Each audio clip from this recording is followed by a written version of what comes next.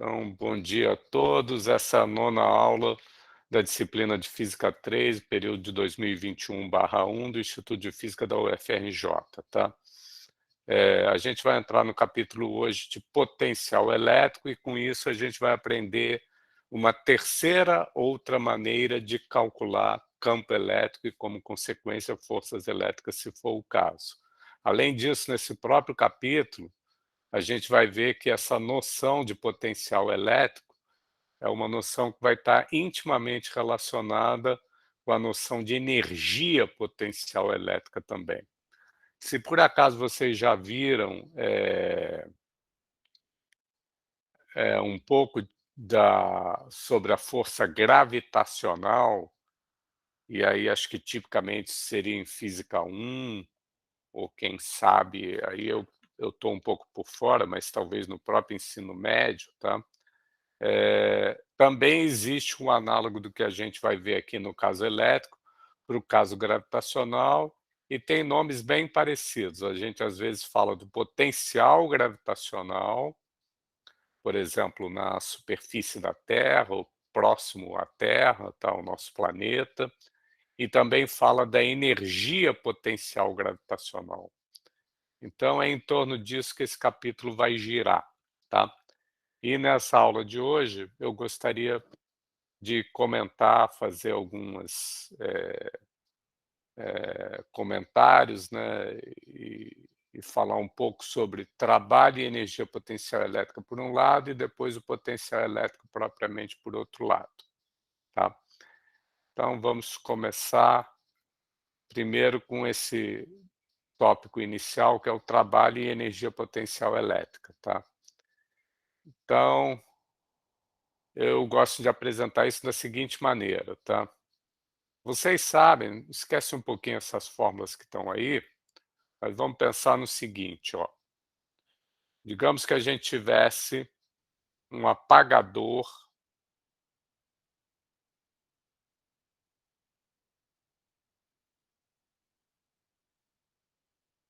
eu sempre penso isso quando eu estou dando aula, eh,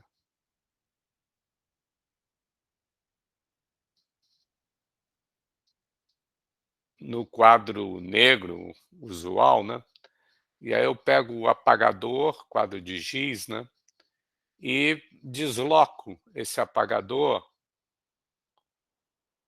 ora dessa posição A para a posição B, no caminho mais direto possível, C,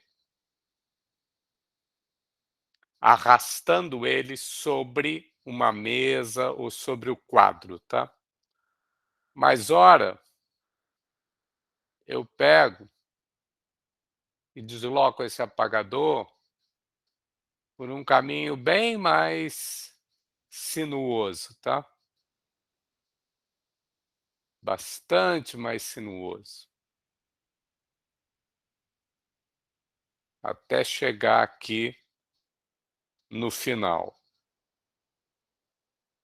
E aí eu vou querer perguntar para vocês é o seguinte, pessoal: esse caminho aqui mais reto, direto, eu vou chamar de C1. Esse caminho aqui mais sinuoso, eu vou chamar de C2, tá? Esse caminho mais reto, eu vou desenhar em vermelho, e ele é o C1. E aí o que eu vou perguntar para vocês é o seguinte, pessoal: eu posso calcular ou medir, né, ou determinar, em princípio, qual é o trabalho que a força de atrito faria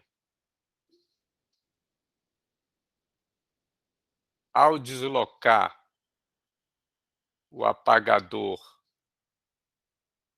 através desse caminho vermelhinho, ou eu posso calcular o trabalho dessa mesma força de atrito, do atrito, né, através dessa força C2, perdão, através do outro caminho, sinuoso, tá. Ou então, para ficar mais flagrante ainda, eu posso pegar esse apagador e deslizar ele aqui na mesa, e o atrito, vocês sabem, né, o atrito quando ele age sobre um determinado corpo, né, ele faz com que esse corpo, em parte, se aqueça, né, ele esquenta um pouquinho, o corpo sobre o qual ele está atuando, né. É por isso que o pneu, de uma bicicleta ou de um carro, ele aquece quando a gente está andando com a bicicleta ou com o carro, né. O que eu quero perguntar para vocês é o seguinte, ó, se eu pegar e deslocar com a mesma velocidade em módulo, tá, esse apagador, ora do ponto A para o ponto B, ora não é com a mesma velocidade vetorial, porque ele agora está seguindo um caminho sinuoso preto, outro caminho, né. Mas ele pode percorrer esse outro caminho com a mesma velocidade em módulo, só que ele está dando mais voltas. Então eu pergunto para vocês, em qual dos 2 casos o trabalho realizado pelo atrito é maior ou é igual? Ou ainda de outra maneira, por qual dos 2 caminhos o apagador, o corpo que está sendo deslizado, sofrendo essa força de atrito, ele chega mais quente aqui no final, né. Tá clara a pergunta, pessoal?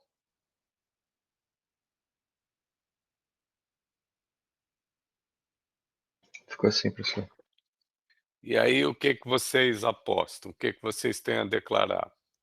Ou seja, a força de atrito ela está fazendo um trabalho igual nesses 2 caminhos, ou ela faz um trabalho diferente aqui nesse caminho direto, com a mesma velocidade sempre em módulo, tá?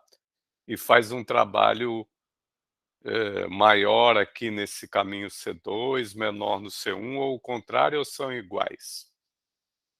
É isso que eu estou perguntando. O que que vocês acham? Se eu pego o meu apagador e fico assim, ó,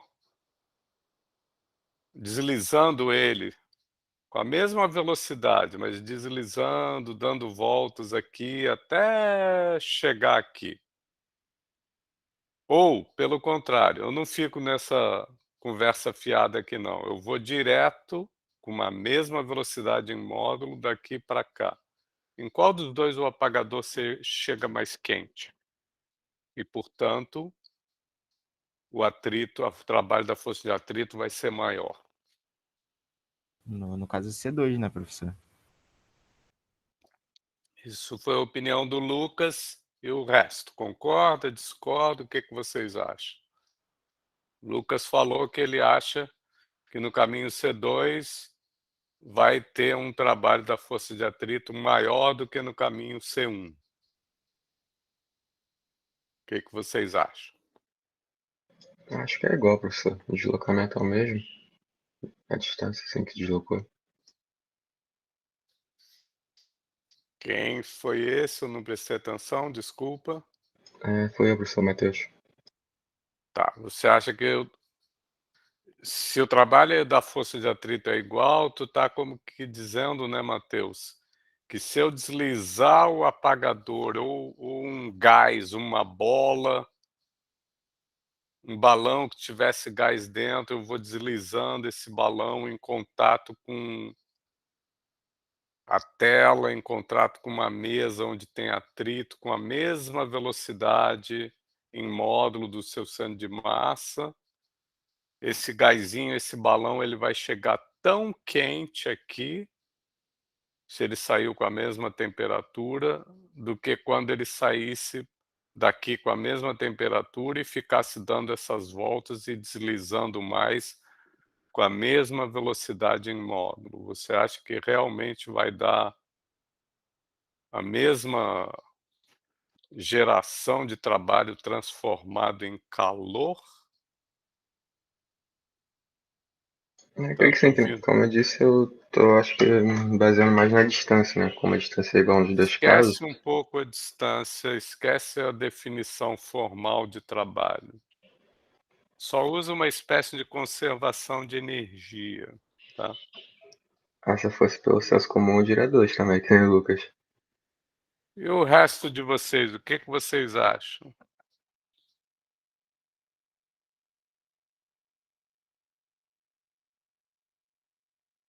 Fala mais alguém aí, pessoal. As opções são: o trabalho é igual entre esses ao longo desses 2 caminhos da força de atrito, ou no C2 é maior que no C1, ou o contrário, né. Eu concordo com eles também. Bernardo também. Também Essa concordo que era no para eu ter C2 acho feito. maior. Eu Desculpa, concordo com o Bruno. C2 também. Também concordo no C2. Alguém acha que no C1 seria maior que no C2? Ou alguém acha, como talvez o Matheus num primeiro momento, mas depois, não sei, ele pensou um pouco diferente, que seriam iguais? Me parece muito intuitivo que quanto mais eu ficar deslizando um corpo, né, sujeito a uma força de atrito, se a velocidade em módulo, tá, é no caminho preto ou no caminho vermelho, a mesma velocidade em módulo. É claro que vetorialmente não é, porque vetorialmente, para eu sair pelo caminho vermelho, eu tenho que ir com uma velocidade apontando aqui para nordeste. Mas para eu sair pelo caminho preto, ela tem que apontar de início para o norte, depois muda de direção, sudeste, norte, sudeste, vai por aí afora. Mas o fato é que se ele tiver a mesma velocidade de deslocamento aqui do centro de massa, nesse caminho maior, ou nesse caminho direto, digamos assim, e o Matheus, talvez ele tenha querido usar uma fórmula sem pensar muito na fórmula, tá? E achar que trabalho é força vezes deslocamento e se esquecendo de um monte de coisas dessa fórmula. Por exemplo, trabalho não é isso está errado. Trabalho é uma integral da força, que pode estar variando de ponto para ponto, se fosse o caso, produto escalar com um deslocamento infinitesimal, não é só o deslocamento. Esses dois caminhos, preto e vermelho, eles conectam os mesmos dois pontos extremos. Então, se você fizer a diferença vetorial entre esse vetor posição de B e de A, é claro que isso é independente de caminho. A posição relativa de B com respeito a A, não interessa se eu perguntar se é pelo vermelho ou pelo preto. A posição relativa do ponto B com respeito ao A, é claro que é esse vetor, vamos dizer assim, vermelho, que estava aí, que eu estou agora marcando azul. Mas para calcular o trabalho, não é isso que eu tenho que prestar atenção. Eu tenho que prestar atenção no caminho que eu estou seguindo, né? E fazer essa soma desses pedacinhos. Se eu faço por esse caminho vermelho ou por esse caminho preto, esses integrandos, essas parcelas são diferentes, né? Porque o próprio DL, ora é esse aqui, ora é um DL aqui assim, tá? E a força de atrito, ela sempre se opõe, não é isso? a velocidade do corpo, né, do centro de massa, digamos assim, tá. Então, eu vou estar somando parcelas diferentes, independente de fórmulas, tá. Intuitivamente, eu acho que eu estou aquecendo mais o apagador aqui, porque eu estou levando caminhos tortuosos maiores, o comprimento total desse caminho é maior do que o comprimento desse caminho. De qualquer maneira, intuitivamente, eu acho que o apagador deve se aquecer mais por aqui, no caminho 2, do que por aqui. Portanto, o trabalho da força de atrito, que acaba se transformando, né, alguma energia que ela está dando para o apagador, né, nesse processo de interação do apagador com a mesa. Isso está sendo transformado em calor, energia térmica, que faz com que o apagador se aqueça um pouquinho mais do caminho 2. Ou seja, eu esperava que vocês, nesse exemplo, me dissessem sim, que o trabalho da força de atrito através do caminho 2 é maior que o trabalho da força de atrito através do caminho 1. E a única coisa que eu quero chamar mais atenção, que é diferente, no caso é maior, tá? Ou seja, apesar de eu ter 2 pontos, inicial e final, para o apagador, os mesmos 2 pontos, conforme eu vou de um deles para o outro, por um caminho ou por outro, tem uma força que age sobre o apagador, que é a força de atrito, que realiza um trabalho que depende do caminho. Esse é o ponto-chave que eu queria chamar a atenção, relembrar para vocês, porque vocês já sabem disso, talvez um pouco de Física 1, que pode acontecer com algumas forças, ou seja, elas podem ser forças de um tipo que o trabalho que elas fazem entre 2 pontos pode depender do caminho entre esses pontos. Tá legal? Esse tipo de força, a gente dá um nome de força não conservativa, tá? A força de atrito é uma força desse tipo, tá? É uma força não conservativa, no sentido de que o trabalho que ela faz entre 2 pontos pode depender do caminho entre esses 2 pontos dados fixos. Está claro o que é a força não conservativa, pessoal?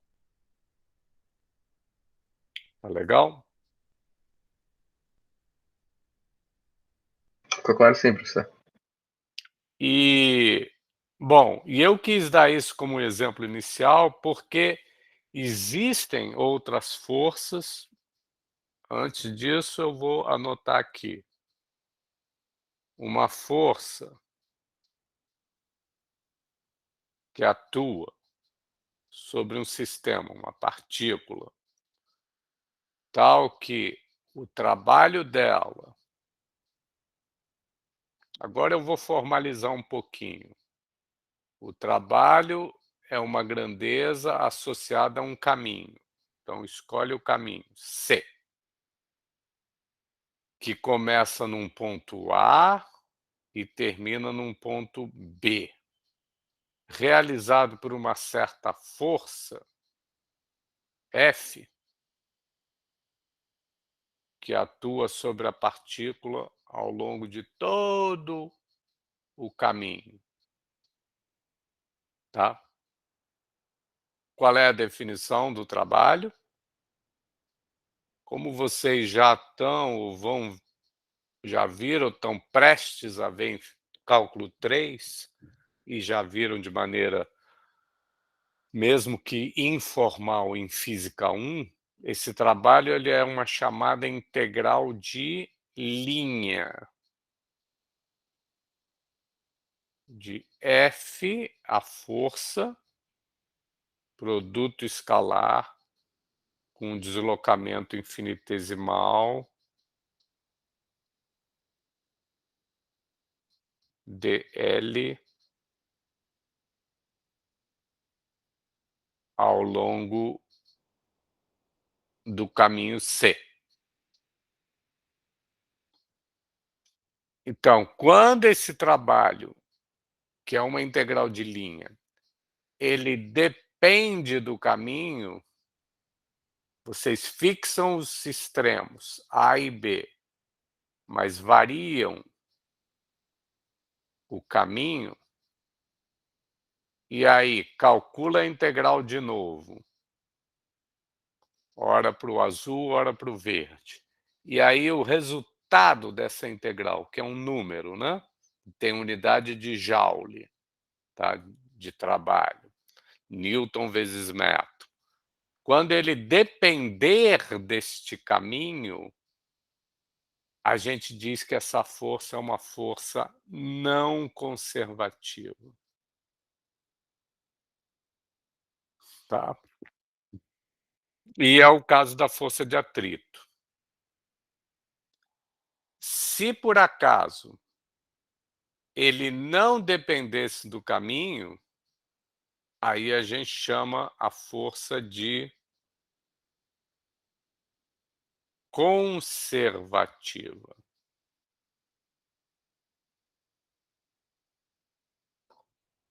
E essa palavrinha conservativa é sugestiva porque tem a ver, de fato, com alguma coisa se conservar, tá? E aí, então, o que eu vou relembrar para vocês é o seguinte. Vamos pegar agora e nos concentrar num outro caso, uma força conservativa. O que isso significa? Que eu escolho 2 pontos A e B e escolho ou um caminho, C1, ou outro caminho, C2. E carrego a minha partícula sujeita à força que agora eu vou supor que é conservativa. Então, olha o que acontece. Se a força é conservativa, então o trabalho no caminho 1 que ela faz é igual ao trabalho no caminho 2. Ambos os caminhos levam do mesmo ponto inicial para o mesmo ponto final. Então, olha o que eu vou pedir para vocês pensarem um pouquinho, tá? Faz o seguinte.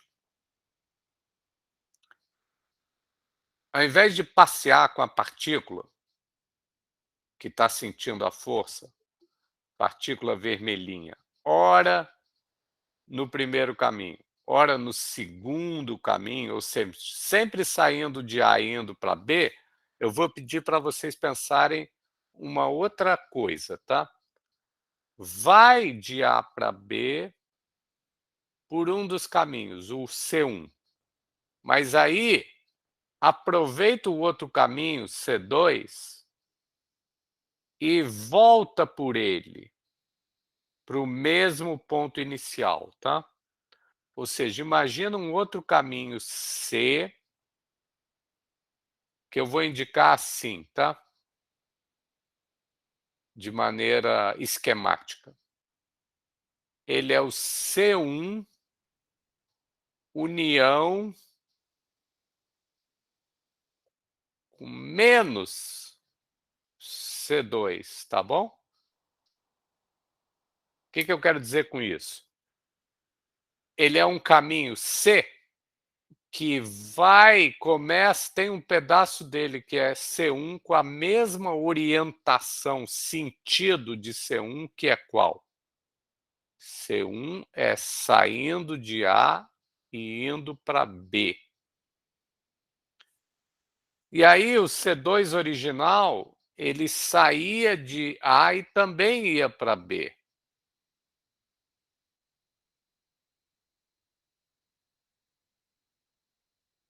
Mas agora eu estou pedindo para vocês usarem esses dois caminhos para construir um caminho fechado C, ele é fechado, né?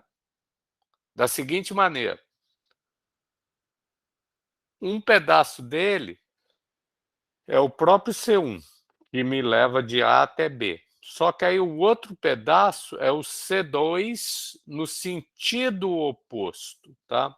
Ou seja, esse meu novo caminho C é esse caminho vermelho aqui, ó.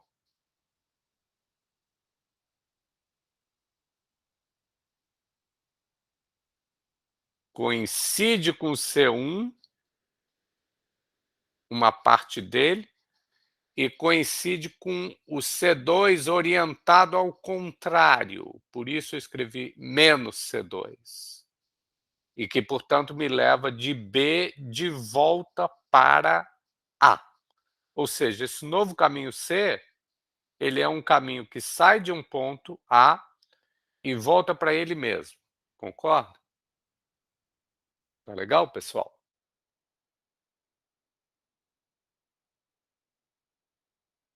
Tá ok, professor. Concordo. E aí, diz para mim, se nesse caminho 2, quando eu ia de A para B, eu fazia um trabalho com um certo valor algébrico, W2, 50 joule, indo de A para B pelo caminho 2, quando eu imaginar o contrário, isso não deve me dar, supondo agora, eu estou andando ao contrário, tá? Se a força, campo de forças que eu estivesse sentindo aqui fosse o mesmo, eu só estou invertendo como que eu ando ao longo dessa curva C2, ou é no sentido de A para B ou no sentido contrário. Então, F escalar dl, eu só estou perguntando para vocês, é eu chegar numa integral, né, e alterar os limites da integral. Ao invés de eu ir de A para B, eu estou indo de B para A. Então, esse trabalho aqui, se ele era igual, porque eu estou supondo agora que a força é conservativa, tá? Se numericamente ir de A para B pelo caminho 1 ou ir de A para B pelo caminho 2 é a mesma coisa em módulo e em sinal também, o trabalho tem o mesmo valor em módulo e também em sinal, W1 igual a W2, quando agora eu percorrer um outro caminho, que é esse vermelho, em que um pedaço coincide com o C1 que saía de A para B, mas agora é o C2 ao contrário, quanto que é o trabalho que eu devo fazer nesse caminho fechado para essa força que agora eu estou supondo que é conservativa? Quanto é o trabalho que eu devo fazer no total, indo e voltando para o mesmo ponto? Qual é o trabalho que eu devo fazer? Agora a força satisfaz isso aqui, ó. E eu Acredito que tô, zero, professor. ele deve ser zero, não é? Porque o trabalho 2, no caminho que agora seria ao contrário, ele vai ser menos W2. Então, quando eu me perguntar qual é o trabalho que uma força conservativa faz num caminho fechado, uma outra maneira de eu dizer que ela é conservativa, eu estou perguntando se vocês estão acompanhando. É eu chegar e dizer, é quando, num caminho fechado, o trabalho que essa força faz, qualquer que seja o caminho fechado, seja sempre zero. Isso é equivalente a dizer que o trabalho que ela faz entre dois pontos dados, A e B, é independente do caminho. Acompanharam ou não? Deu para acompanhar, professor. E isso me leva a isso que eu escrevi aqui, tá? Uma força, ela é conservativa quando o trabalho dela, agora eu vou particularizar isso para a força eletrostática, tá? Num caminho C fechado qualquer, que por definição é o que esse trabalho? É essa integral de linha. Por que que eu botei um círculo superposto ao sinal de integral? Porque é o que a gente tradicionalmente faz quando a curva é fechada. C, a gente indica isso na notação de maneira mais explícita, botando esse círculo superposto à integral de linha, de F escalar dl. E se ela é conservativa, num caminho fechado, qualquer que seja, o trabalho tem sempre que ser zero. Isso é essa primeira coisinha aqui. Isso é a própria definição de uma força ser conservativa. Tá legal? O atrito não é, mas a força eletrostática coulombiana, eu espero que vocês já tenham lido aí no livro e tenham visto a demonstração de que ela, de fato, é uma força cujo trabalho é independente do caminho, ou equivalentemente, cujo trabalho ao longo de um caminho fechado é sempre zero. Então, para a força coulombiana entre duas partículas, digamos, em repouso, ela é uma força conservativa. Isso eu não estou demonstrando aqui, mas está demonstrado no livro e eu espero que vocês leiam ou tenham lido ou leiam a seguir, tá? Não é nada difícil, tá? Mas eu estou pulando essa demonstração. Eu quero falar das coisas conceituais que eu acho que me parecem mais sutis para a maioria das pessoas. Então essa é a primeira coisa, distinguir entre força conservativa e não conservativa. Eu botei um bode na sala primeiro, que foi a força de atrito, que é para mostrar para vocês que existem forças não conservativas, tá? Cujo trabalho depende do caminho. Mas eu agora vou tirar esse bode, porque é a força que a gente vai estudar na maior parte do curso, que é a força eletrostática coulombiana. Ela é sim, para a felicidade nossa, uma força mais simples, no sentido de ser conservativa. Então, para ela, para a força eletrostática, o trabalho é sempre zero em qualquer caminho fechado. Ou, equivalentemente, ele não depende do caminho entre dois pontos dados fixos. Beleza? Agora, a coisa mais importante do fato de eu ter uma força conservativa é essa outra coisa aqui, que decorre disso e também implica nisso. É que eu tendo uma força conservativa que satisfaz, cujo trabalho não depende do caminho, tá? Dados os pontos extremos fixos, tá? Isso é equivalente a esse trabalho poder ser expresso como num trecho infinitesimal, tá? Dessa maneira que eu acabei de escrever aqui, tá?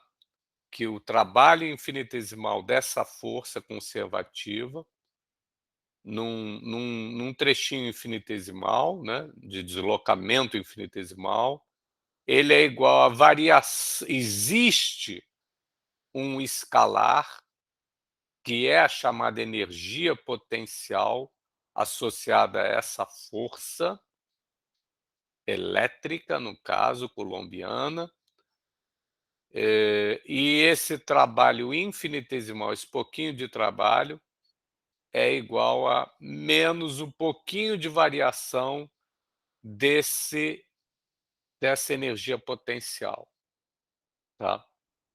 Ou ainda, talvez, não sei se vocês possam estar mais acostumados ainda, tá? Quando eu pegar e integrar isso aqui dos 2 lados, eu vou chegar aqui, integral de FE escalar dl igual a, perdão,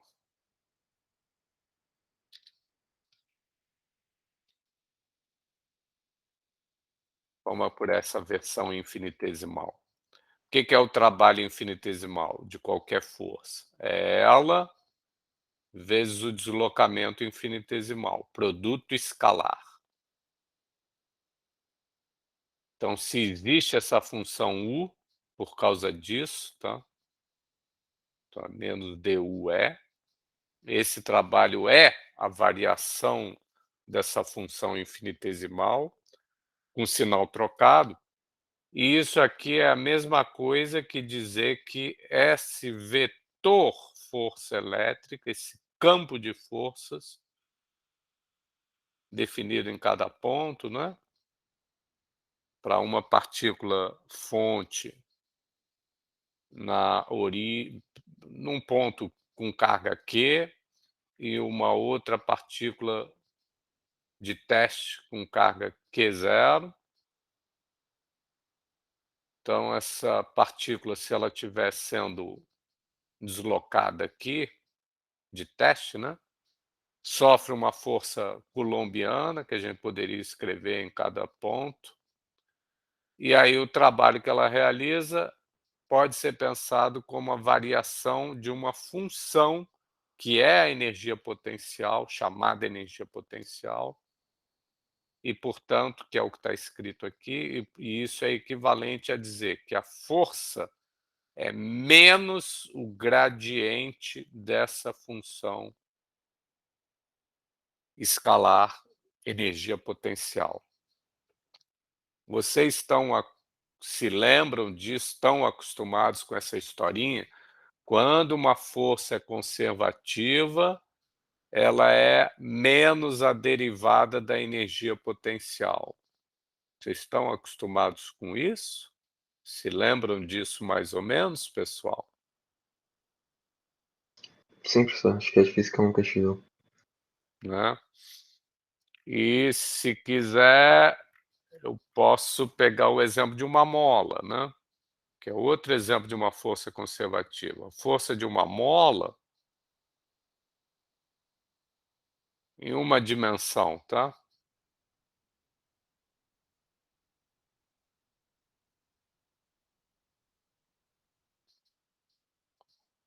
Se ela foi deslocada de x a partir do sua posição de equilíbrio, né? Então a força de uma mola, como é que é? Menos kx, né?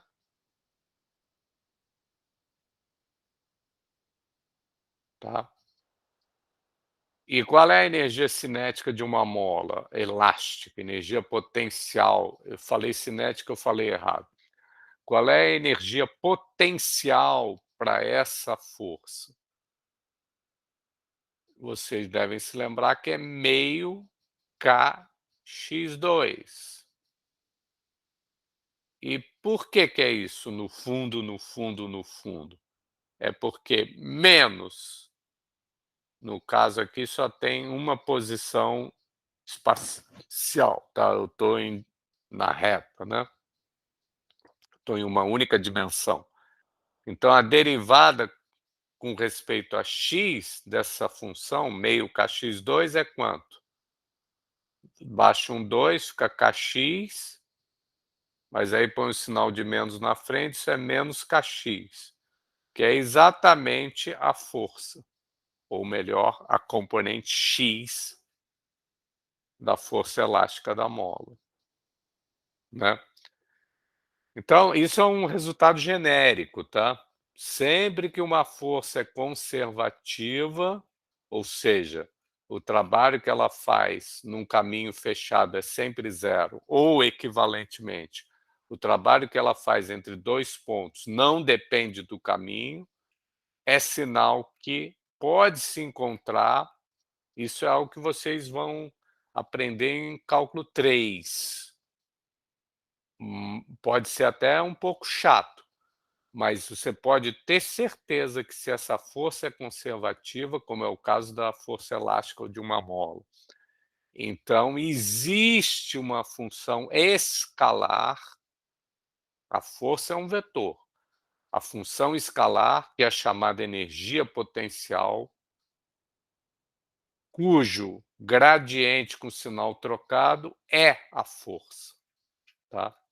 E é isso que eu estava relembrando aqui um pouco. E acontece de valer para a força eletrostática, tá bom? E aqui eu simplesmente escrevi, abri, né, no caso da força eletrostática, como qualquer força, o seu trabalho é ela, força produto escalar com dl, num deslocamento infinitesimal. E aí a lei de força elétrica é qual? É a carga da partícula pontual vezes o campo elétrico, onde ela está, produto escalar dl. E agora isso é o próprio menos dUE, porque a força eletrostática, eu estou dizendo para vocês, é uma força eletrostática, é uma força conservativa e, portanto, esse trabalho é menos a variação infinitesimal da energia potencial. E isso justifica por que a gente chama essa força de, quando o trabalho dela no caminho fechado é zero, a gente chama isso de uma força conservativa. Por quê? Porque tem um outro resultadinho que eu vou relembrar aqui para vocês. Onde é que a gente está por enquanto? Que o trabalho da força elétrica ele pode ser expresso, né, como a variação infinitesimal com sinal trocado de uma campo escalar que é a energia potencial elétrica, tá? E isso é a mesma coisa também que dizer que a força eletrostática é menos o gradiente dessa energia potencial. Eu já vou apresentar para vocês qual é essa tal energia potencial para o caso de partículas, tá? 2 partículas. Mas, por enquanto, eu vou querer justificar por que é esse nome para esse tipo de força se chama de conservativa. Para isso, eu vou ter que lembrar para vocês. Vamos fazer um parêntese. A força resultante, pela segunda lei de Newton, eu tenho que escrevê-la como o quê, pessoal? Força resultante sobre uma partícula é igual ao quê?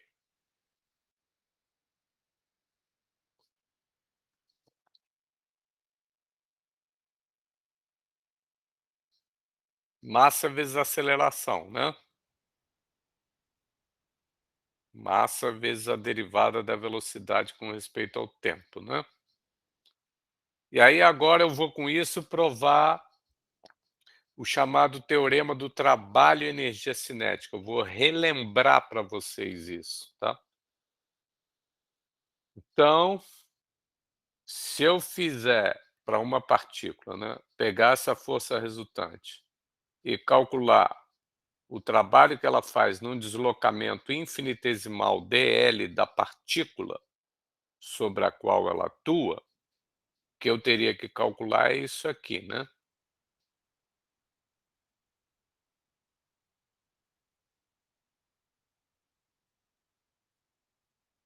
Mas quem é o dl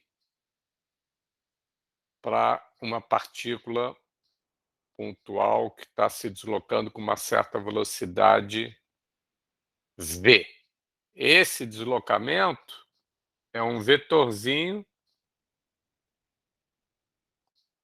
que é igual, tem a mesma direção que a velocidade e é v dt, né, pela própria definição de velocidade, né. Velocidade é dl dt, né. É o deslocamento que a partícula sofre, infinitesimal, dividido pelo intervalo de tempo que ela leva para realizar esse deslocamento. Ou seja, esse dl aqui eu vou escrever como v dt. E aí eu não sei como vocês preferem pensar, mas eu vou fazer essa coisa aqui que às vezes para os matemáticos eles não gostam, vou cortar dt com dt, e vou escrever isso como m dv escalar v,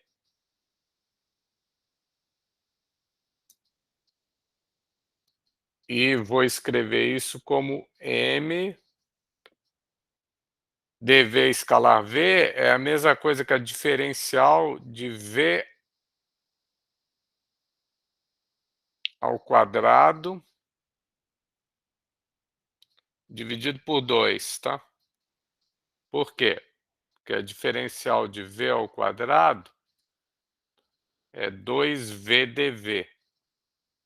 Mas 2v dv é a mesma coisa que esse bicho aqui.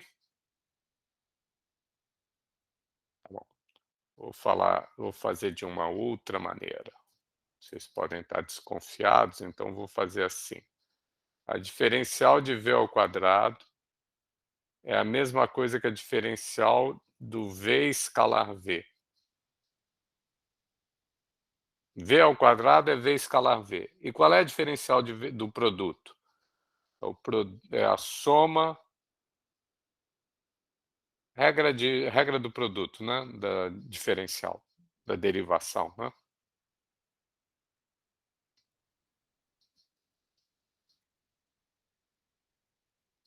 Mas essas duas parcelas, elas são iguais, né? dv escalar v é a mesma coisa que v escalar dv, porque o produto escalar comuta, né? Então isso é a mesma coisa que 2v produto escalar com dv, né? E, portanto, eu posso fazer essa passagem aqui que eu fiz, tá? v escalar dv é a mesma coisa que d de v2 sobre 2. Ou ainda, passe o m, se a partícula tiver massa constante, que não varia conforme ela se mexe, né, se move, passo o m, passo o 2 lá para dentro. O que eu acabei de concluir?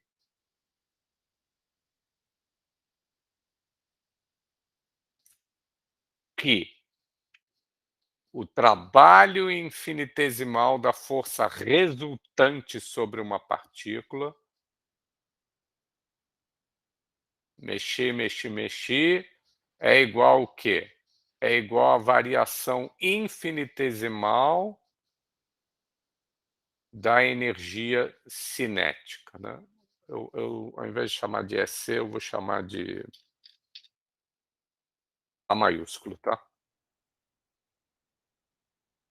Ou seja, a gente acabou de provar que o trabalho da força resultante sobre uma partícula é igual, infinitesimal, né?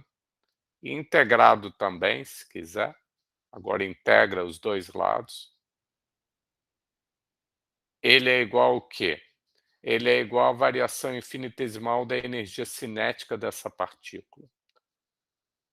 Ou, na versão integrada, o trabalho da força resultante sobre uma partícula através de quaisquer dois pontos ao longo de um caminho que une quaisquer dois pontos é a variação da energia cinética dela ao longo daquele caminho, tá? Esse é o famoso chamado teorema do trabalho e energia cinética, e ele vale de maneira muito geral, tá? Eu estou fazendo um parêntese. Qualquer que seja a força resultante sobre uma partícula, conservativa ou não, pelo fato de valer a segunda lei de Newton, mexe um pouquinho, usa a definição de velocidade, de aceleração, de deslocamento, mexe um pouquinho para lá e para cá, e vocês conseguem demonstrar que sempre esse trabalho da força resultante é igual à variação da energia cinética da partícula, tá? Portanto, agora, junta isso com a seguinte hipótese.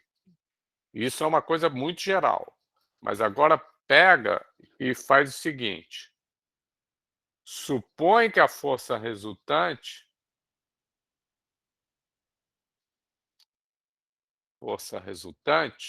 estou chamando de F sub R, né? Ela é uma força conservativa, tá? Uma força conservativa qualquer, eu vou indicar assim, cons, tá? Conservativo. O que isso quer dizer? Isso quer dizer o seguinte, que o trabalho dessa força resultante é o trabalho dessa força conservativa. Né? Só multiplicar por dl aqui os dois lados e integrar. Mas o que isso quer dizer? Isso quer dizer que, por um lado, o trabalho da força resultante, a gente acabou de ver, ele é a variação sempre, seja conservativa ou não a força resultante. Pelo teorema que a gente acabou de recordar do trabalho energia cinética, que o trabalho da força resultante sempre é a variação da energia cinética. Por outro lado, se a força é conservativa, o trabalho que ela faz é sinal que existe uma energia, um escalar, que é a energia potencial associada a essa força conservativa, tal que o trabalho dela é menos a variação dessa energia potencial.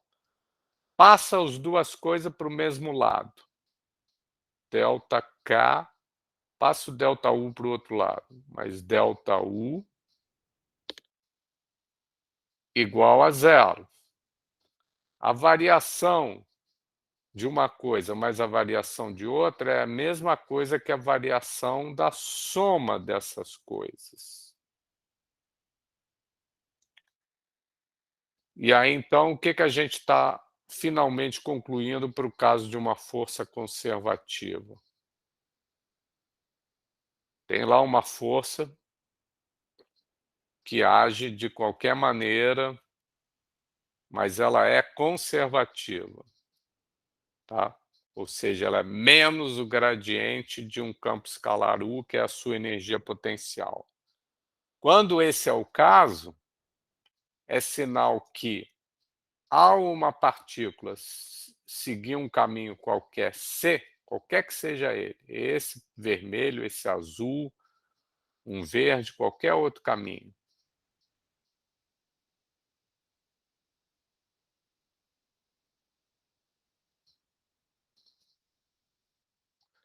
para ir entre dois pontos, de A até B, essa soma aqui,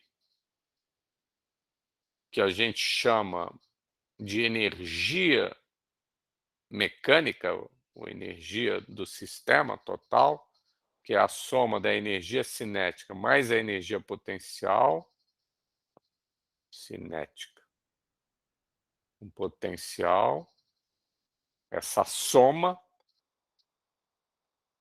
que é a energia mecânica, digamos, total, ela não se altera. A variação dela é zero. Foi isso que a gente acabou de deduzir para uma força conservativa. Então, uma outra maneira de se falar isso é o quê? Que essa energia, definida como sendo a soma, né, da energia cinética mais essa tal energia potencial, é algo que não varia, se conserva ao longo da dinâmica, apesar de a partícula poder estar com a sua velocidade variando ao longo desse campo de forças, né? Que pode ser um campo gravitacional, pode ser o campo de uma força elástica, ou pode ser, o que interessa para a física 3, a força elétrica coulombiana. Tá legal? Então vamos dar um exemplo concreto para o caso de uma partícula. Fonte na origem e a outra teste. Fonte com carga Q, a teste com carga Q0. Qual é a força eletrostática coulombiana entre elas? K0, Q0 sobre R2 na direção radial.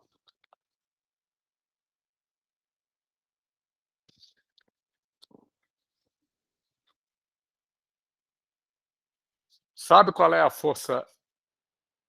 Perdão, sabe qual é a energia potencial associada com isso?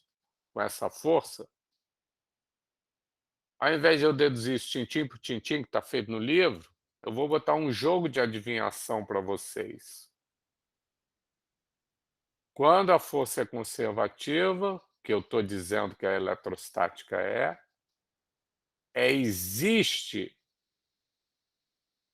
uma energia, um escalar, um campo escalar, função de R, tal que o gradiente dele, a derivada dele, o gradiente é mais ou menos como se fosse uma derivada, né, pessoal? Trocando o sinal, me dá a expressão para a força. Então, o que eu estou perguntando para vocês, faz um jogo de adivinhação. Pensa em componentes, tá?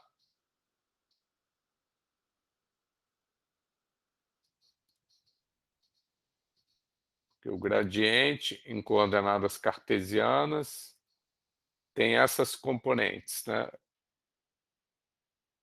São as derivadas parciais com respeito a x, y e z, né? Então, o que eu estou perguntando para vocês é, de maneira assim bem grosseira, vocês conseguem chutar, imaginar qual é a função de R? Função de R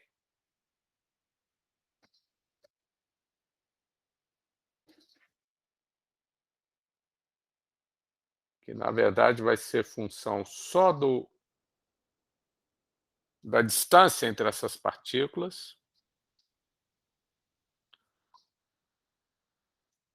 tal que quando eu derivar essa função, me dê essa função aqui, ó, K0, QQ0 sobre R2. Ou seja, o que eu estou perguntando para vocês, uma espécie de adivinhação, é qual é a função cuja derivada é 1 sobre R2? Esse K0, Q e Q0 são constantes, tá? Esse unitário, vamos esquecer ele provisoriamente, pensar só na componente radial, tá? Vocês conseguem pensar qual é a função de R que, quando eu derivar e trocar o sinal, dá 1 sobre R2? Lei de potência, né? Qual é a função cuja derivada, com sinal trocado, é 1 sobre R2?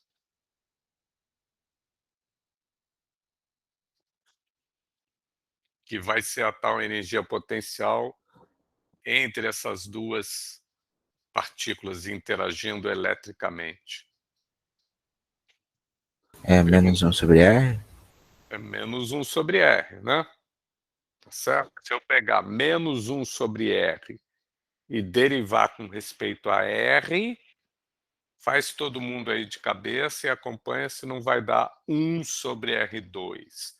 E, portanto, se eu escrever que a energia potencial entre duas partículas sob a ação da força eletrostática entre elas, com cargas Q e Q0, Se eu escrever que isso é a energia potencial, vai ser verdade que quando eu derivar isso com respeito a R, eu reobtenho a força eletrostática? E eu acho que é óbvio que sim, né? Então, essa coisa que eu estou escrevendo é a energia eletrostática, a energia potencial eletrostática entre duas partículas com carga Q0, uma delas, e Q a outra. E é claro, é aquela história que se fala, né? A energia potencial está sempre definida a menos de uma constante aditiva, porque eu derivar uma constante, se ela está... A derivada de uma constante é zero, né? Então, eu adicionar uma constante nunca vai estragar o fato de a força, nesse caso particular aí, ser menos o gradiente dessa função, que é a tal energia potencial eletrostática ou coulombiana. Beleza? Bom, com isso, pessoal, a gente viu essa primeira parte dos dois tópicos que eu queria ver. Eu vou fazer um exercício, tá? Vou fazer um exercício para ilustrar essa história de energia, tá? Então, ao invés de eu ficar falando só de duas partículas carregadas, eu agora vou perguntar para vocês: qual é a energia necessária para trazer três partículas carregadas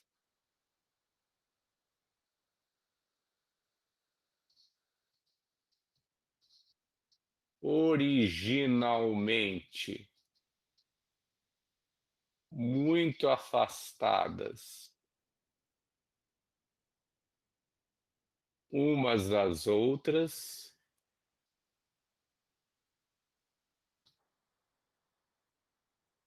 a energia necessária para trazer três partículas carregadas originalmente muito afastadas umas das outras e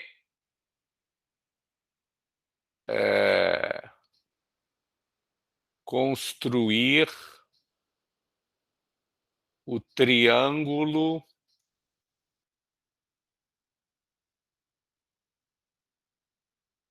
da figura.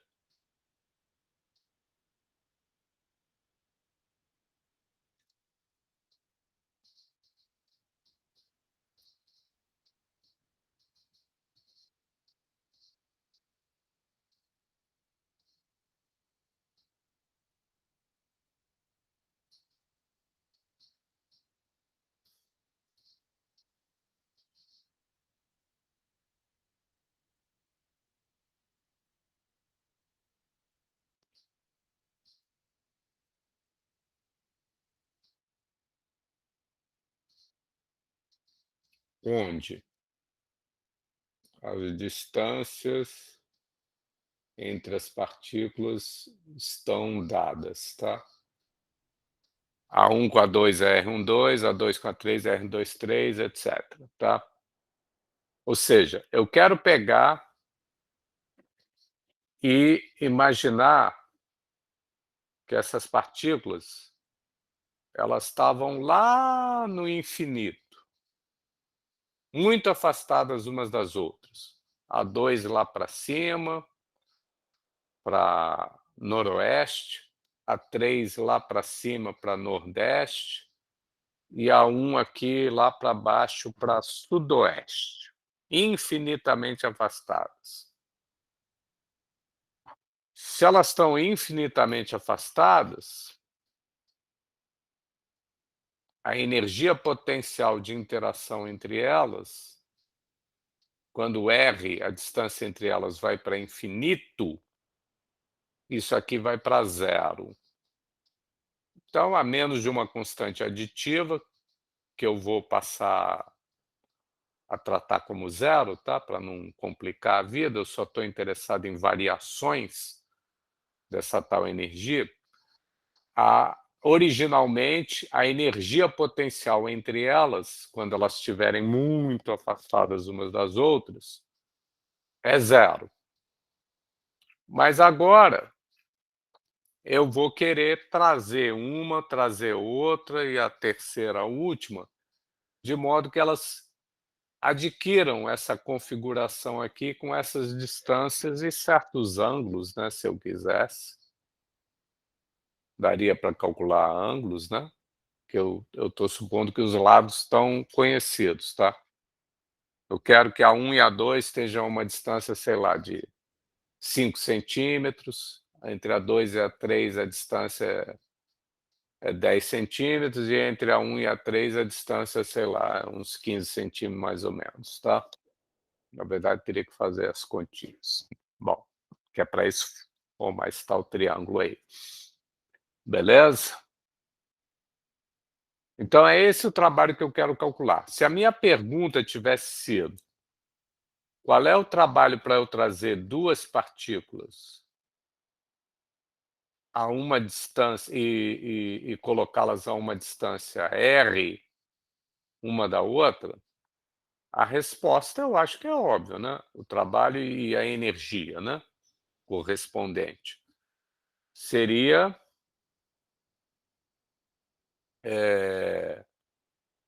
K0, Q1, Q2 sobre R12, né? Só que agora eu não quero só isso, porque para eu fazer o meu triângulo de partículas, eu preciso trazer A1 para perto da 2, mas depois eu não posso parar aí, eu tenho que trazer a 3, né? Para perto dessas duas que eu já juntei. Então, eu tenho. E quando eu trouxer a terceira, na presença dessas duas já como eu quero, é claro que essa terceira ela vai estar sofrendo a ação da força elétrica devido a essas duas, coulombiana, eletrostática, resultante, né? Então, para trazer essa terceira partícula, devido ao princípio de superposição, a força resultante sobre ela vai ser devido a 2, esquecendo a 1, e depois devido a 1, esquecendo a 2, sobre a terceira. Então, é claro que eu vou ter que fazer mais trabalho, ou menos, né? O sinal vai depender do sinal das cargas, tá? Beleza? Mas como é que vocês acham que eu calcularia isso? Ou seja, qual é o trabalho da força elétrica de interação entre essas três partículas para eu juntá-las dessa maneira? Que vai ser o que eu vou chamar o trabalho para construir o triângulo. 1, 2, 3, com vértices devido às partículas carregadas com cargas Q1, Q2, Q3. Como é que eu posso pensar isso, pessoal? Vocês têm ideia?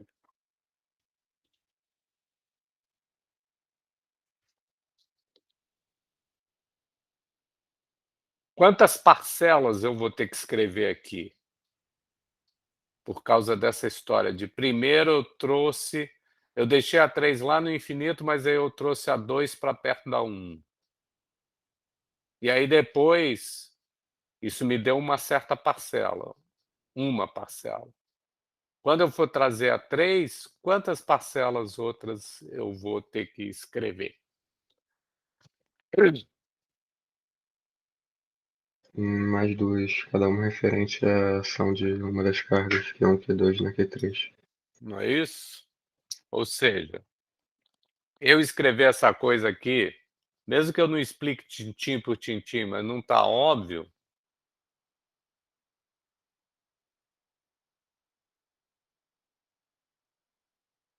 Que é o trabalho todo que a força elétrica entre elas vai fazer?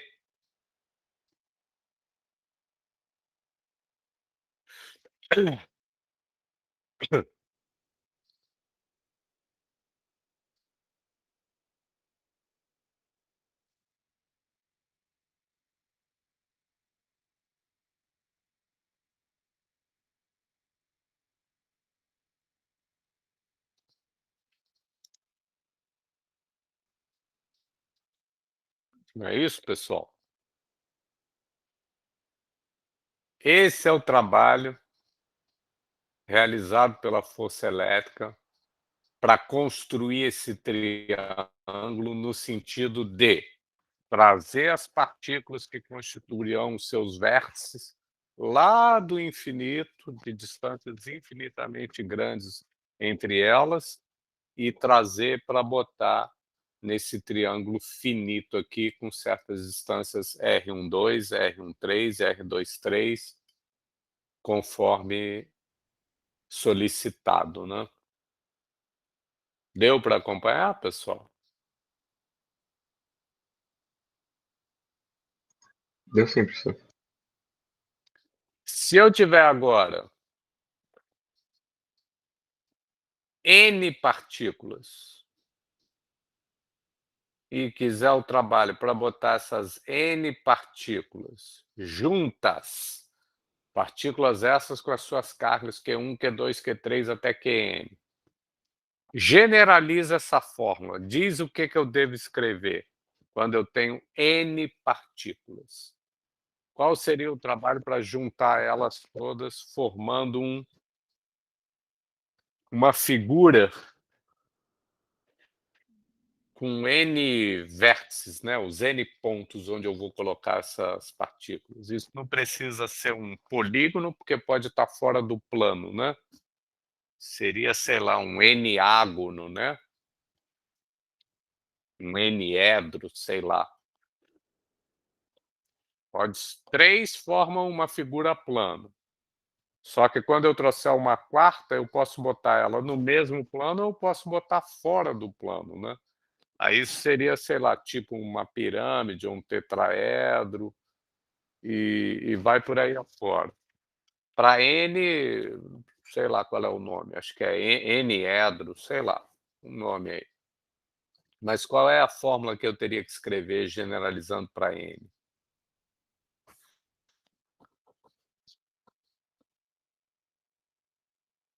Vê se vocês concordam que seria, olha, a gente não pode contar dobrado, tá? Cada par, 1, 2, só entra uma vez. Não entra 1, 2 e depois mais uma parcela 2, 1 de novo, porque isso seria contar em dobro, tá? Então, vê se vocês concordam que seria somatório de K0, QI, QJ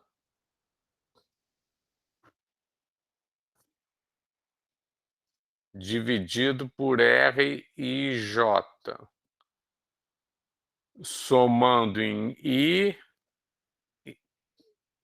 desde 1 até N. Na verdade, tem um outro somatório também, que é somando em J também de 1 até N. Mas se eu deixar como está, tem dois probleminhas. Primeiro, eu estaria contando em dobro, né? Estaria contando em dobro, porque eu estaria contando Q1, Q2 dividido por R12 e também estaria contando Q2, Q1 dividido por R21. E não é isso para calcular o trabalho da força elétrica, é só contar uma única vez. Mas esse contar em dobro, como é que eu posso consertar? Dividindo por 2, né? Estão acompanhando até aí? Sim, professor. Então, essa é uma primeira conserto que eu tenho que fazer nessa fórmula do duplo somatório. Pode deixar assim, soma no I desde 1 até N e no J também desde 1 até N, só que no final não se esquece de dividir por 2, tá? Mas tem um outro problema também. Eu não posso deixar a coisa como está. Do jeito que está, tem uma hora que o I é 1 e o J também é 1, não é isso? E depois o I é 2 em alguma parcela e o J também é 2. O que isso significaria aqui? Quando I igual a J? Qual é o problema que isso daria nessa fórmula, A carga pessoal? ficaria ao quadrado. Mais do que ficar ao quadrado, pensa embaixo. O problema é embaixo. Ficar ao quadrado não é problema. Aí não vai existir, vai dar zero. Vai existir, é zero, mas o que é uma coisa dividida por zero? Tende a infinito, barra não existe, né? Então vai ficar divergente. Se eu fosse contar a interação, entre aspas, de uma partícula consigo mesma, partícula pontual, como a distância dela até ela mesma é zero, a energia, se eu fosse calcular assim, né, daria a carga dela ao quadrado vezes o K0, só que dividido por zero, que dá infinito, e aí destrambelhou tudo. E de qualquer maneira, independente de destrambelhar ou não, eu não preciso, eu não posso calcular, não é isso que entra no cálculo dessa energia potencial de interação entre partículas distintas, tá? Não tem uma parcela contando a distância de uma partícula até ela mesma, tá? Então, o que eu tenho que fazer? Eu tenho que anotar aqui, nesse J, eu faço a soma de 1 até N, mas o J tem que ser diferente de I. Não é isso? Você começa a somar. I igual a 1, 2, tá, tá, tá. Aí o J, o que eu faço com ele? Tá aqui, tem que somar também dele. Mas aí tu toma cuidado, porque quando tu for fazer o que seria a parcela com J igual a I, nananina não pega ela não, tá? Porque aí ia dar até infinito e de qualquer maneira. Não é assim que a gente calcula a energia, o trabalho, né? Porque não tem parcela, uma partícula interagindo consigo mesma. E dividir por 2 é para consertar. Isso aqui eu deixo para vocês se convencerem que é a mesma coisa que essa outra maneira, que é mais eficiente numericamente, em termos de fazer menos contas, tá?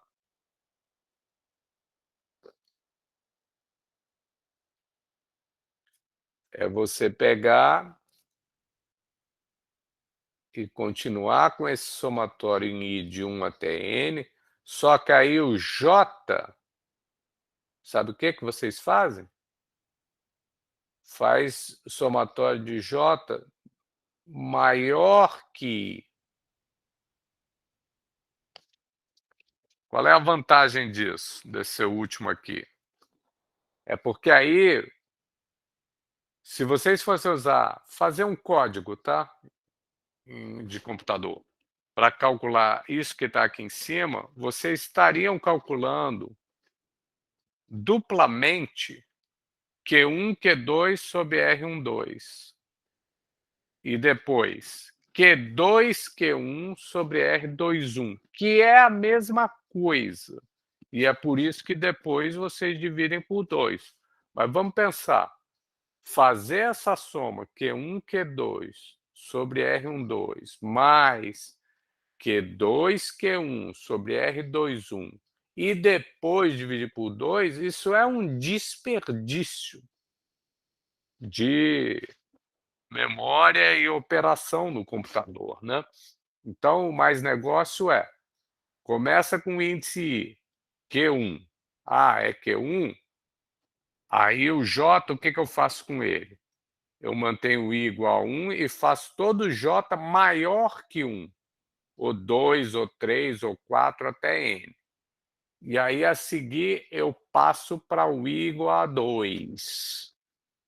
Mas quando eu passo para as parcelas com I igual a 2, eu não preciso mais pensar em Q2, Q1, porque Q2, Q1 sobre R2, 1 já foi computado na primeira passada, no primeiro passo do loop, né? Quando o I era 1 e o J era 2. Agora, quando o I for 2, eu não preciso mais pegar J1. Eu começo logo com J3 e vou para valores mais altos do J. Ou seja, essa versão aqui, ela é computacionalmente, né, mais eficiente, faz menos operações do que essa aqui nessa linha. A rigor, o resultado é o mesmo, né? Só que vários caminhos podem levar a Roma e, às vezes, é mais legal ir por um certo caminho do que por outro, mais fácil, né? Beleza? Bom, para concluir e fazer uma ponte, um conceito de potencial. Tudo que eu falei para força, para trabalho e para energia potencial elétrica,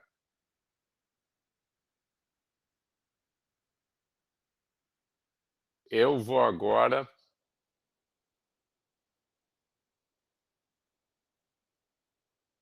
transferir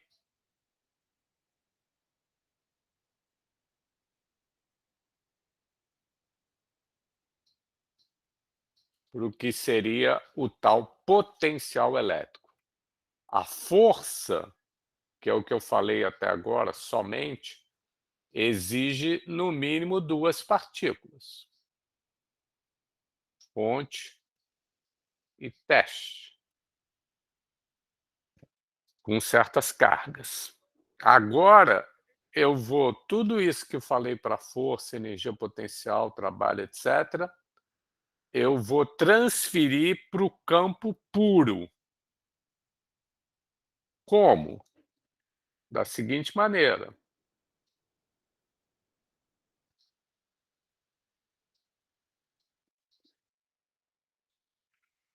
Pega essa formulinha e divide por Q0.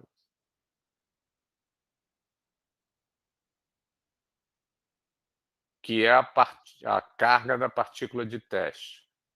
E isso fica o quê? É escalar dL. E esse aqui,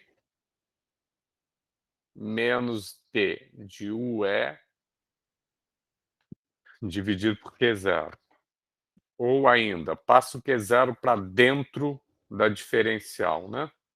Menos D, porque ele é uma constante. Supondo que durante todo o processo, né, de deslocamento da partícula, a sua carga permanece a mesma, tá?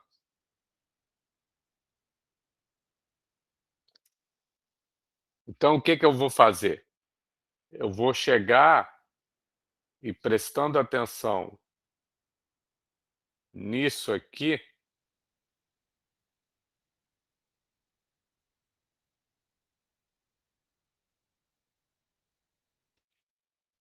eu vou me motivar de perceber que, assim como a força elétrica estática, né, ela existe, ela pode ser expressa como gradiente com sinal trocado de um campo escalar, que é a chamada energia potencial eletrostática de interação entre as partículas. Eu vou perceber agora que o campo elétrico, como ele multiplicado pelo deslocamento infinitesimal, ele é menos a diferencial de uma outra função escalar, eu vou então chegar essa função aqui, se vocês quiserem, a menos talvez de uma constante aditiva, é o potencial eletrostático. Deixa eu falar de outra maneira. Para um campo eletrostático coulombiano, existe, assim como para a força eletrostática, uma função escalar V, a gente chama, tal que o gradiente dela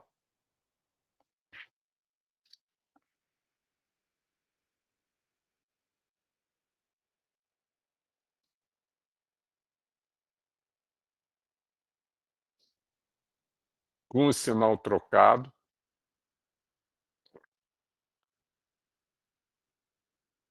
é o campo eletrostático. Essa função é o que se chama o potencial eletrostático. Não confundir com a energia potencial. A relação é U igual a Q0V, se vocês quiserem.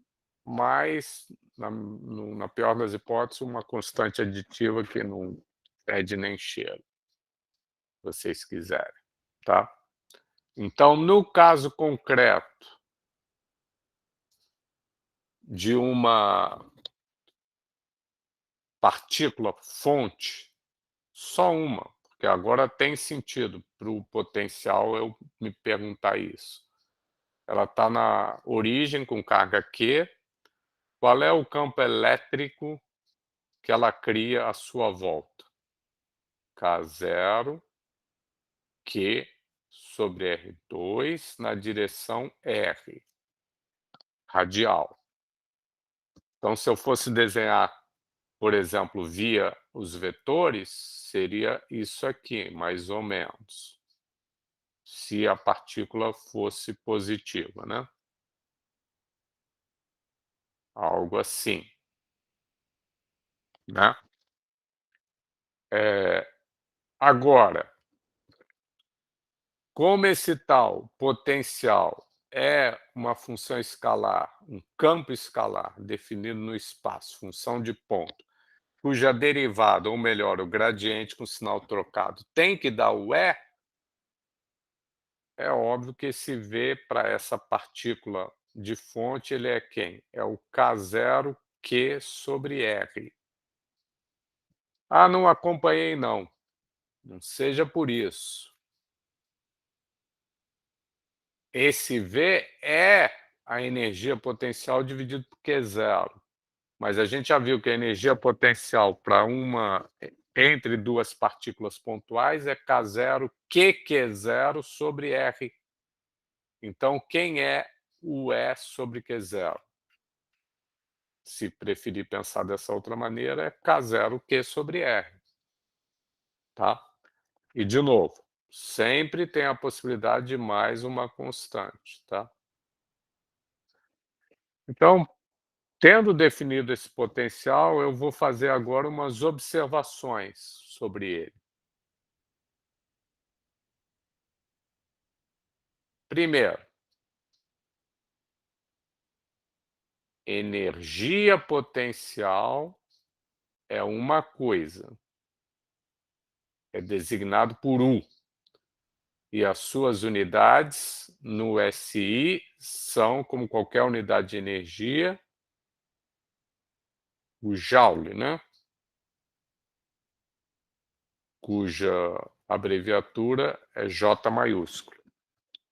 Mas isso é uma coisa. Outra coisa, não confundir, contraste, compare, não confunda. É o potencial, energia potencial elétrica, vamos deixar mais explícito, U, e outra coisa é o potencial elétrico, V, cujas unidades são unidades de quê no SI? São essas unidades aqui de K0, Q dividido por R, ou é melhor vir por aqui, tá? Como essa é a relação entre o potencial V e o campo elétrico, é claro que a unidade de potencial é o quê? É a unidade de campo elétrico vezes metro, né? Qual é a unidade de campo elétrico? É Newton por Coulomb vezes metro. E a gente dá um nome particular para essa unidade. Newton vezes metro dividido por Coulomb, para homenagear um físico italiano que foi o inventor da pilha, né, elétrica, o Alessandro Volta. E aí essa unidade se chama não volta, mas volt. Tá? É o volt. Mas o importante é, existe uma relação entre energia potencial e potencial elétrico, que é essa. O E sobre Q0 é o V, se quiserem. Mas, absolutamente, elas não são a mesma coisa, tá? O potencial elétrico está definido, inclusive, para uma única partícula-fonte. Já a energia potencial elétrica tem que ser para duas partículas, porque ela é tipicamente uma energia, como toda energia potencial, ela é uma energia de interação, de configuração relativa entre os objetos que estão interagindo. Então tem que ter pelo menos dois, né? Digamos. Tá? Pode ter mais. Segunda observação. Como tem essa relação entre e V, ou seja, o campo elétrico e o potencial elétrico, e isso multiplica por dl, é a mesma coisa que dV igual a menos E escalar dl, eu pergunto para vocês, se a gente tem o campo elétrico, a gente pode, em princípio, calcular o potencial, ou pelo menos a sua variação, né? Sua diferencial. Mas a recíproca também é verdadeira, não é isso, pessoal? Se eu tenho o potencial dado, se eu conheço o potencial como uma função da posição, eu sei calcular o campo eletrostático correspondente. Como? Basta eu tomar o gradiente, são umas derivadas parciais, não é isso? Trocar o sinal e isso me dá o campo elétrico. Então agora eu pergunto para vocês,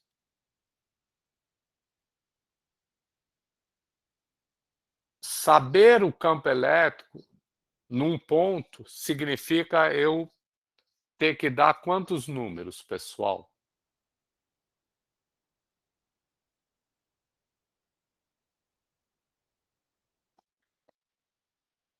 3, não é? E se for numa região do espaço, seriam 3 funções, não é isso? 3 componentes, como função da posição, não é isso? Agora, e o potencial? Quantos números eu preciso saber do potencial para determinar um potencial num ponto? Ou numa região? É uma única função, concorda? Então, compara de novo uma coisa e outra coisa, tá? Ou seja, o campo elétrico é algo complicado, ele é um vetor, ele é um campo vetorial. E para eu determiná-lo e para eu somá-lo, calculá-lo, eu tenho que determinar esse vetor, que são 3 componentes. E se eu quiser usar, como a gente fez até agora, por exemplo, no capítulo 1 do curso, o princípio de superposição, a gente tinha que somar vetores, que é uma coisa chata. Somar vetor é algo chato. Tá? Mas agora, independentemente de como a gente vai calcular o potencial, perdão, para depois calcular o campo elétrico. Mas se a gente tiver uma condição de calcular o potencial sem antes precisar do campo elétrico, isso vai ser um método mais fácil de eu determinar depois o campo elétrico. Vai ser um outro método alternativo e mais fácil. Por quê? Porque para isso eu só preciso calcular uma função e não 3, né? Então isso é uma vantagem enorme do potencial eletrostático comparado com o campo vetorial eletrostático, né? Terceira observação.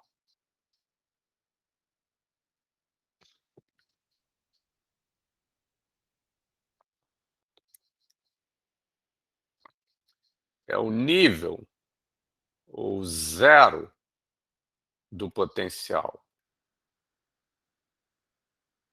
que nem o zero de energia. Faz diferença se eu disser que eu tenho uma função potencial numa região do espaço ou essa função mais uma constante, a mesma constante em todos os pontos? Isso, eu lidar com a primeira ou com essa segunda aqui, que eu vou chamar V' de R, tá? Altera alguma coisa qualitativamente, conceitualmente, para efeitos do cálculo do campo, pessoal?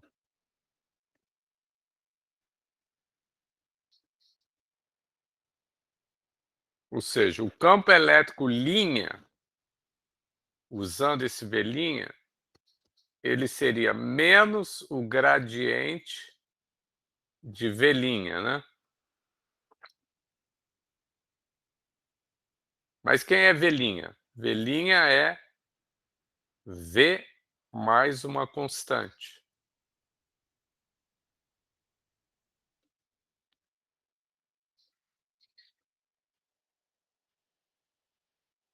E o gradiente da soma é a soma dos gradientes.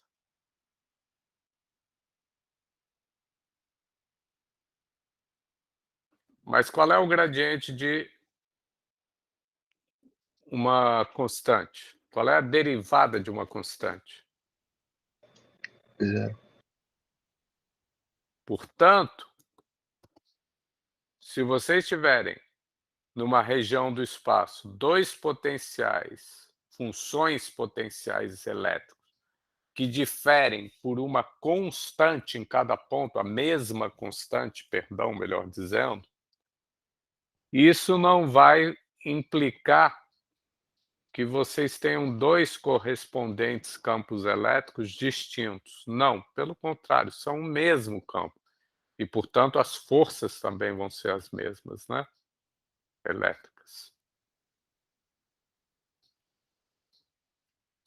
Ou seja, o que a gente quer dizer é o potencial, como vocês já talvez saibam de Física 1, ele está definido a menos de uma constante aditiva.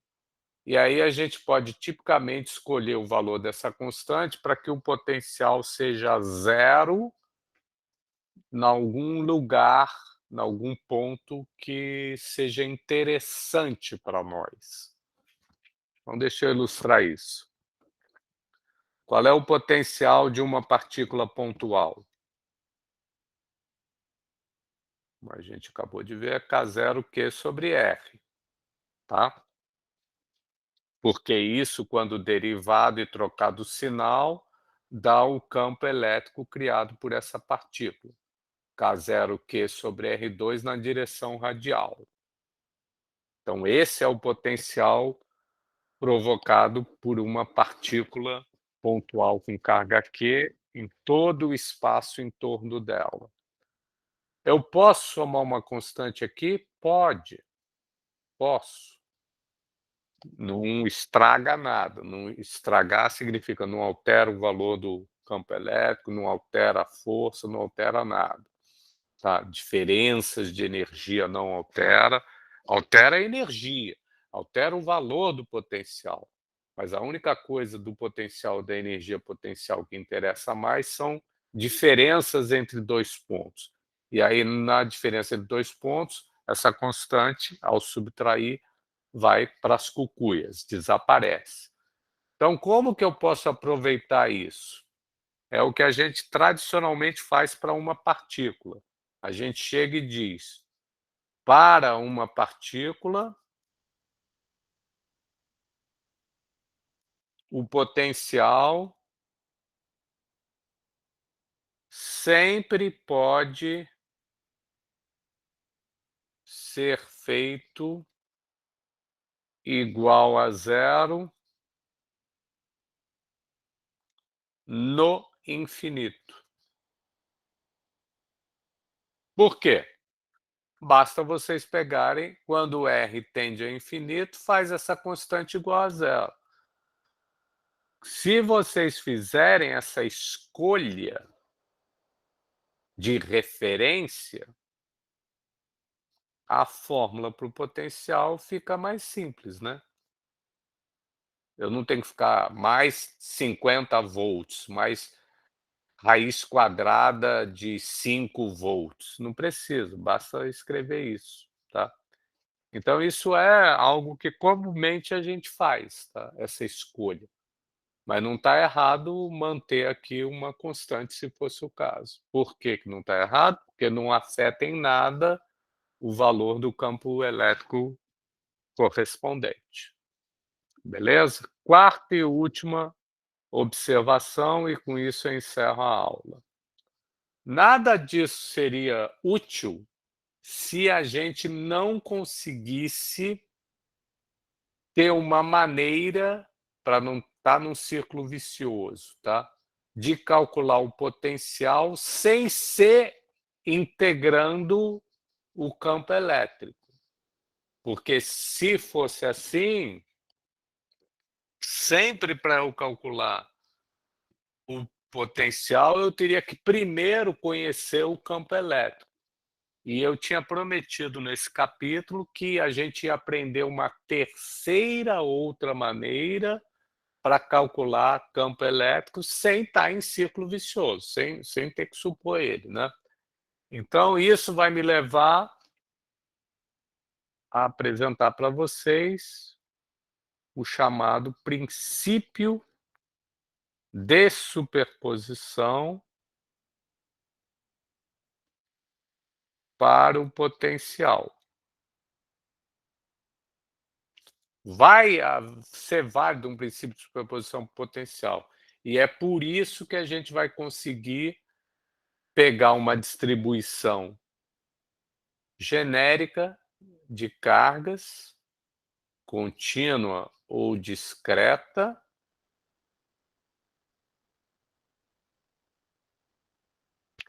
e poder calcular em princípio, né? Pode ser que na prática seja difícil fazer os cálculos, tá? Mas em princípio calcular primeiro o potencial, dividindo essa distribuição em pedacinhos pontuais ou pegando cada uma das partículas e escrevendo o correspondente potencial. Por quê? Por causa do seguinte: não vale um princípio de superposição para campos? Vale, né? Vamos fazer só com dois, tá? Duas partículas pontuais de fonte. Então, o campo resultante é a soma, né? Pelo princípio de superposição. Pega agora e multiplica essa fórmula escalarmente na esquerda e na direita. O que eu faço num lado tem que fazer no outro. Por dl.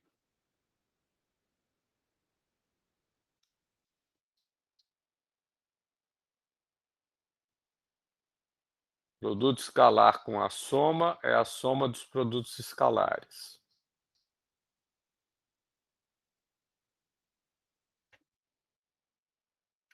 Quem é isso aqui com o sinal trocado? É dV. por definição de potencial eletrostático associado a um campo eletrostático conservativo. Aqui eu teria que botar um menos, tá? Só que vai aparecer um menos aqui também, então eu não vou botar, tá? Aqui é dV1, na verdade é menos dV1, isso aqui. E aqui é menos dV2. Só que eu vou pegar e multiplicar todo mundo por menos 1. Então, dessa fórmula aqui de cima, ou seja, do princípio de superposição para campos, saiu essa aqui e essa última que eu escrevi, e mais essa outra ainda. A soma das diferenciais é diferencial da soma, né? E quando eu tenho uma função cuja diferencial é igual ao diferencial de outra função, é sinal que essas funções são iguais a menos, se for o caso, de uma constante. Ou seja, vale o princípio de superposição para potencial. Se eu quiser saber qual é o potencial de um bando de partículas, o que eu posso fazer? Pega e calcula o potencial para cada uma delas em separado e soma. E isso é que é a menos da constante aditiva, né, que a gente já falou dela, isso pode ter certeza que é o potencial da distribuição completa de cargas, tá? Então a gente vai usar isso na próxima aula, esse princípio de superposição, para finalmente, então, calcular o campo elétrico a partir de alguns potenciais calculados pelo princípio de superposição para potencial. E talvez faça também o contrário, dado o campo elétrico, integrar e calcular o potencial. Beleza? Bom, eu vou encerrar a gravação, a aula oficialmente está encerrada. Quem quiser tirar dúvida, claro, fique